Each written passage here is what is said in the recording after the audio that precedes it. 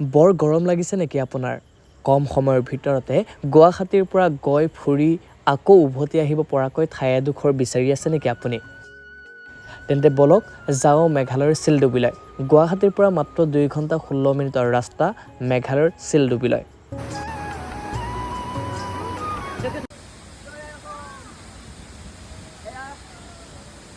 আমি আহিছোঁ পাহাৰৰ শিলৰ মাজে মাজে আৰু কথা এটা আছে নহয়, শিলে শিলে ঠেকা খালে নিজৰাৰে পানী। বলক নিজৰাৰ মাজলৈ যাওঁ। চেঁচাও চেঁচা হিম চেঁচা, একেবাৰে ভৰিখন কিবা কাটি যোৱা যেন লাগিছে। ইমান ধুনীয়া মেঘ ডাৱৰ আৰু নিজৰাৰ মাজলৈ আহক, আগবঢ়াই লৈ গৈছে আপোনালোকক।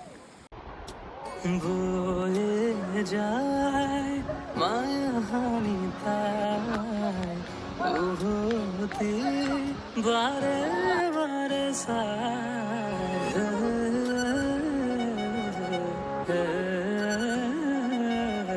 কয়ে যায় কানে কানে তাই হৃদয় ঠিকনা দি যায় তুমি একা ফাগুনৰ দৰে মোক পলসৰমেৰে তুমি ঢাকা ঘৰৰ দৰে নিয়ৰৰ চাদৰেৰে।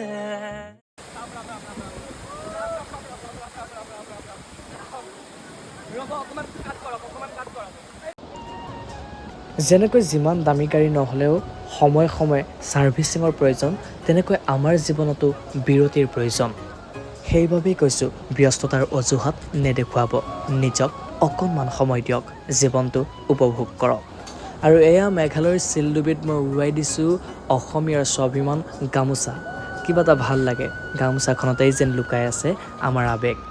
ইয়াতকৈ মধুৰ সংগীত হয়তো আন একোৱেই নাই। যেতিয়া হাজাৰটা কথা, হাজাৰটা প্ৰশ্নই আপোনাৰ মনটোক চেপি ধৰে, তেতিয়া এইদৰে নিজকে বিলীন কৰি দি চাবচোন।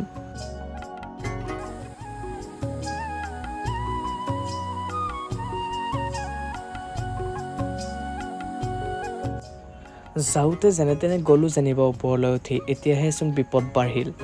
ইমান বেছি দ, ভৰিখনেৰে শিল ঢুকি নেপাওঁচোন। শ্বৰ্টকাট বাদ দিলোঁ আৰু। দূৰ হওক দুৰ্গতি নহওক, এয়া জীৱনৰ বাবেও এটা ভাল শিকনি।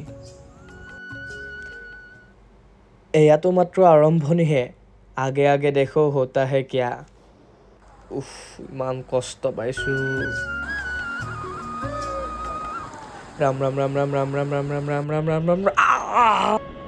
ইয়াতকৈ বেদনা লাগেনে ঐ জানমণি। গ'ল ভৰিখন গ'ল মোৰ।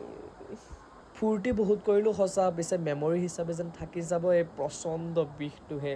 উফ, ইমান কষ্ট পাইছোঁ। 3বাৰ পৰিছোঁ, 3বাৰ। এয়া চাওকচোন মোৰ ভৰিখন কিদৰে ফুলি গৈছে, অকণ অকণ তেজো ওলাইছে।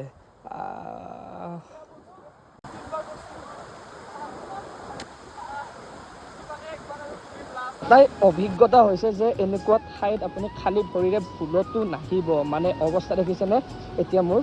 সকলোৱে খৰকৈ গৈছে, কিন্তু মই ক'ৰবাত হান খাইছোঁ, ক'ৰবাত কিবা বিন্ধিছে, যন্ত্ৰণা মানে। গতিকে জোতা লৈ আহিব, পুৰণা জোতা হেৰালে হেৰাল, কিন্তু পাৰতে থৈ দিব, সেইটোৱে কথা। নিজৰ পৰা গা ধুই আহিলোঁ, কিন্তু মোৰ ভৰিখন গ'ল ফুলি।